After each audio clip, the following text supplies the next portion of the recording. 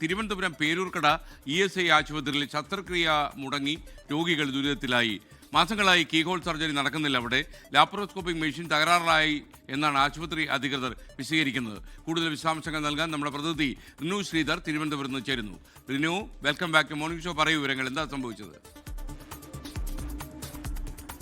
Good morning SKN. Thiruvananthapuram ജില്ലയിൽ ESI രോഗികൾ ഏറ്റവും കൂടുതൽ ആശ്രയിക്കുന്ന ഏറ്റവും പ്രധാനപ്പെട്ട അല്ലെങ്കിൽ തിരുവനന്തപുരത്തെ ഏറ്റവും വലിയ ESI ആശുപത്രിയാണ് പേരൂർക്കട ESI ഹോസ്പിറ്റൽ. സർജറികൾ അടക്കം ഡെലിവറി അടക്കം നടക്കുന്ന ഒരു വലിയ ഹോസ്പിറ്റൽ കൂടിയാണ്. ഇവിടെ മാസങ്ങളായി സർജറി മുടങ്ങിക്കിടക്കുന്ന ഒരു സാഹചര്യമാണ്. ഏറ്റവും പ്രധാനം ലാപ്രോസ്കോപ്പി സർജറി, അതായത് കീഹോൾ ശസ്ത്രക്രിയ നടക്കുന്നില്ല എന്നുള്ളതാണ് ഏറ്റവും പ്രധാനപ്പെട്ട ഒരു കാര്യം. ആശുപത്രി അധികൃതരുമായി ഈ പരാതി വന്നതിനെ തുടർന്ന് നമ്മൾ അന്വേഷണം നടത്തി. സൂപ്രണ്ട് RMO എന്നിവരുമായി സംസാരിച്ചു. മാസങ്ങളായി ലാപ്രോസ്കോപ്പി മെഷീൻ തകരാറിലാണ് എന്നുള്ളതാണ് നമുക്ക് ലഭ്യമാകുന്ന വിവരം. അവരിൽ നിന്ന് ഏകദേശം 40,000 രൂപയാണ് ഈ ലാപ്രോസ്കോപ്പി മെഷീൻ നന്നാക്കുന്നതിന് വേണ്ടി, അതായത് സർവീസ് നടത്തുന്നതിന് വേണ്ടി ആവശ്യമായിട്ട് വരുന്നത്. വെറും 40,000 രൂപ. ഇതിനു വേണ്ടി ആരോഗ്യ വകുപ്പിലേക്ക് അല്ലെങ്കിൽ സംസ്ഥാന സർക്കാരിലേക്ക് അറിയിപ്പായി ഫയൽ നീങ്ങിയിട്ടുണ്ട്, എഴുതിയിട്ടുണ്ട് എന്നുള്ളതാണ്. പക്ഷേ ഇതുവരെയും അതിനൊരു നടപടി ഉണ്ടാകുന്നില്ല എന്നുള്ളതാണ് അധികൃതർ വ്യക്തമാക്കുന്നത്.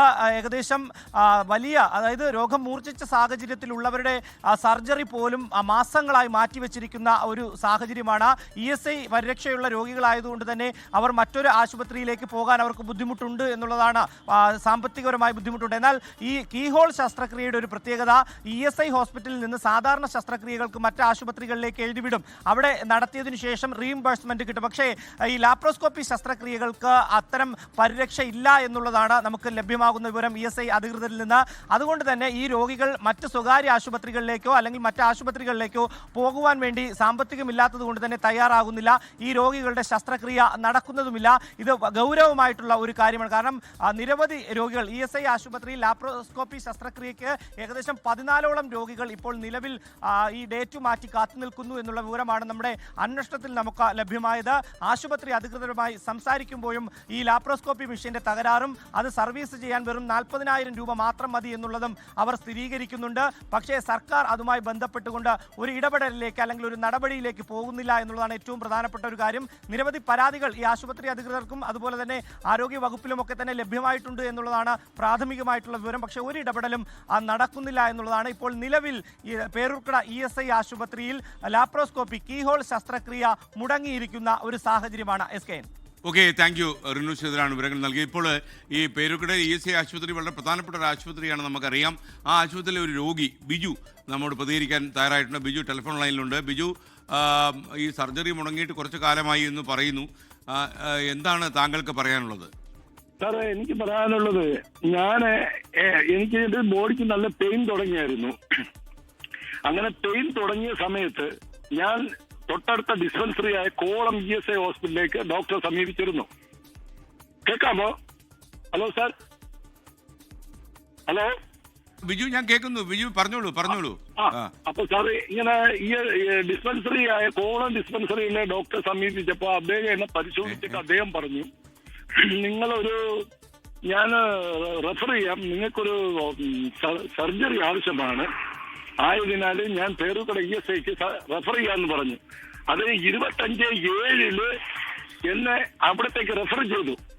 ആ റെഫർ ചെയ്ത സമയം മുതൽ ഞാൻ 2025 ഡിസംബർ വരെയും ഈ ഹോസ്പിറ്റലിൽ ഇറങ്ങിക്കേറി നടന്നു. പല ടെസ്റ്റുകളും അവരെന്നെ പുറത്തയച്ചു. എല്ലാ ടെസ്റ്റുകളും നടത്തി ക്ലിയറൻസ് കഴിഞ്ഞിട്ടും എനിക്ക് എന്റെ ഈ ഓപ്പറേഷന് വേണ്ടി അവരൊരു തീരുമാനം എടുക്കുന്നില്ല. അവസാനം സർജറി ഡോക്ടർ ഗണേഷ്, അദ്ദേഹമാണ് ഇതിന്റെ ആള്. അദ്ദേഹത്തെ സമീപിച്ച് പറഞ്ഞു, ഒരു 2 ആഴ്ച വെയിറ്റ് ചെയ്യാൻ പറഞ്ഞു. ഈ 2 ആഴ്ച വെയിറ്റ് ചെയ്തു. ഞാൻ കഴിഞ്ഞ് വീണ്ടും അടുത്ത് ഞാൻ സമീപിക്കുമ്പോഴത്തേക്ക് പറഞ്ഞു, നിങ്ങൾ 1 ആഴ്ച കൂടി വെയിറ്റ് ചെയ്യണം. ഇത് കഴിഞ്ഞ് എനിക്ക് നിവൃത്തിയില്ല വന്നപ്പോഴത്തേക്ക് ഞാൻ അവിടുത്തെ RMO കയറി കണ്ടു. അദ്ദേഹം ഉടനെ തന്നെ ഒരു റെഫറൻസ് എഴുതിയിട്ട് ഇപ്പൊ ഡ്യൂട്ടിയിലുള്ള ഡോക്ടറെ കാണിക്കാൻ പറഞ്ഞു.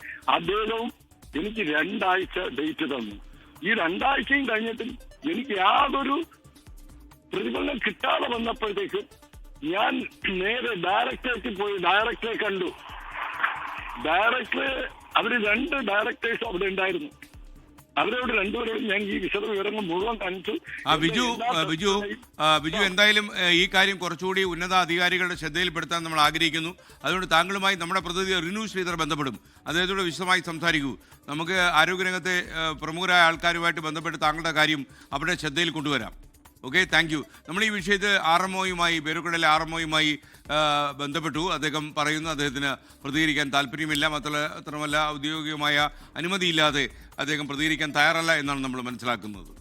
ലോകത്തെവിടെയായാലും ഏത് സമയത്തും 24 വാർത്തകളും ഓഗ്മെന്റഡ് റിയാലിറ്റി പാക്കേജുകളും എക്സ്പ്ലെയിനറുകളും വിശദമായി കാണാൻ ഞങ്ങളുടെ യൂട്യൂബ് ചാനൽ നിങ്ങൾക്ക് സബ്സ്ക്രൈബ് ചെയ്യാം.